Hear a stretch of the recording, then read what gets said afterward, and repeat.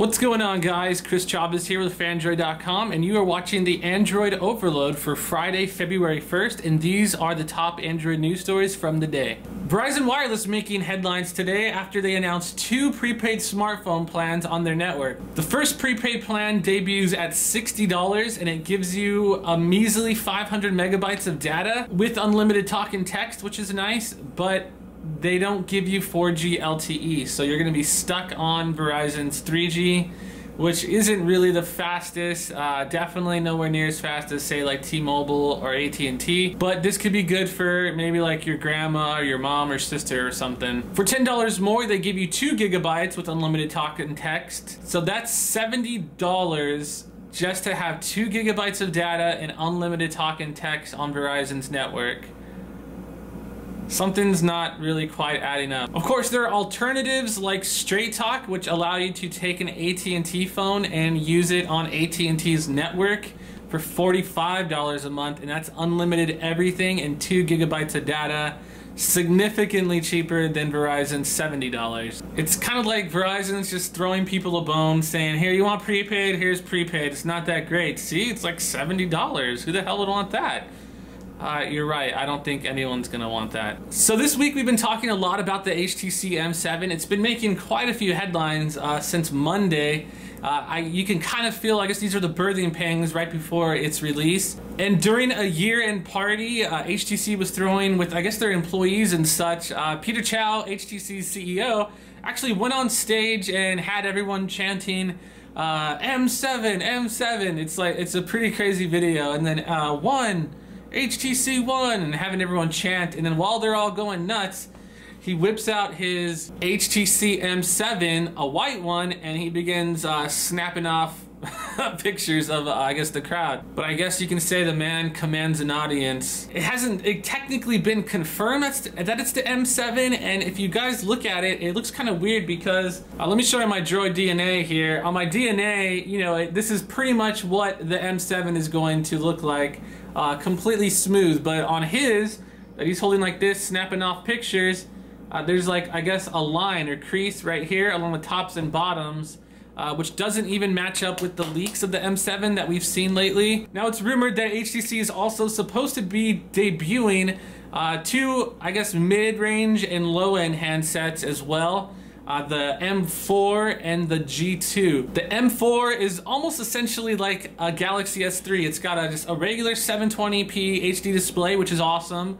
2 gigabytes of RAM and really nice 13 megapixel camera, similar to the one that's going to be on the M7. And then the G2 has just a whole lot of low end, 3.5 inch screen, just a lot of low stuff. So you're probably not interested in that. But I guess it's possible that Peter Chow maybe been snapping out pictures of one of those devices as well.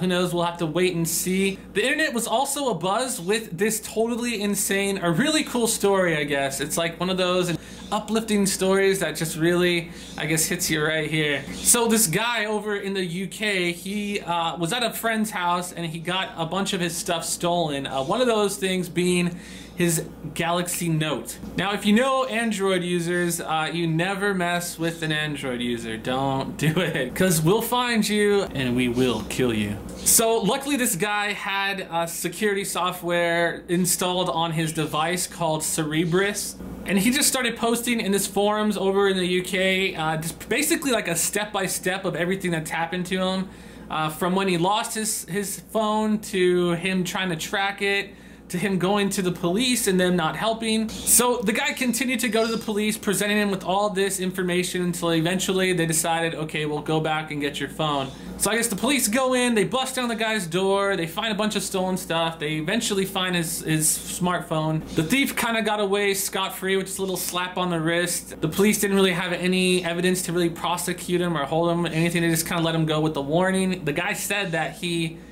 purchased the phone off of somebody for like 75 bucks on the street somewhere. But of course, we all know that's not true. So it was just an epic tale of one Android user trying to be reunited with his Android phone, and it ended with a pretty happy ending. Kind of brought Got me a little misty-eyed there. Last but not least, looks like Keyline Pi has been tipped off for a springtime release. This comes from a leaked Qualcomm document. Qualcomm, as you know, are the guys that make the processors, Snapdragon processors for a lot of Android phones.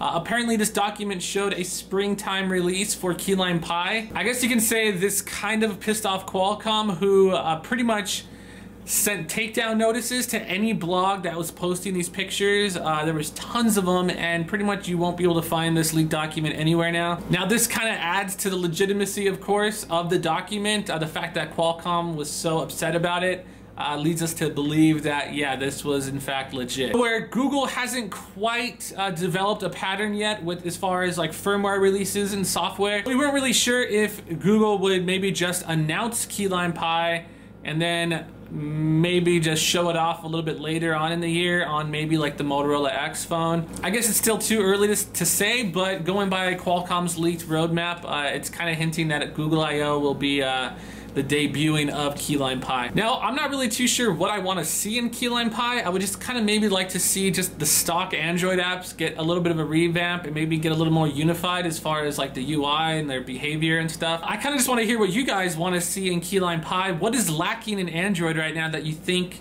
would be made better by Keyline Pi? So if you're watching this on YouTube, leave a comment down below, and if you're on Phandroid, go ahead and leave a comment, because comments are fun sometimes. And that wraps up the Android Overload for Friday, February 1st. I am Chris Chavez with Phandroid.com. Thanks for watching, and I'll see you next time.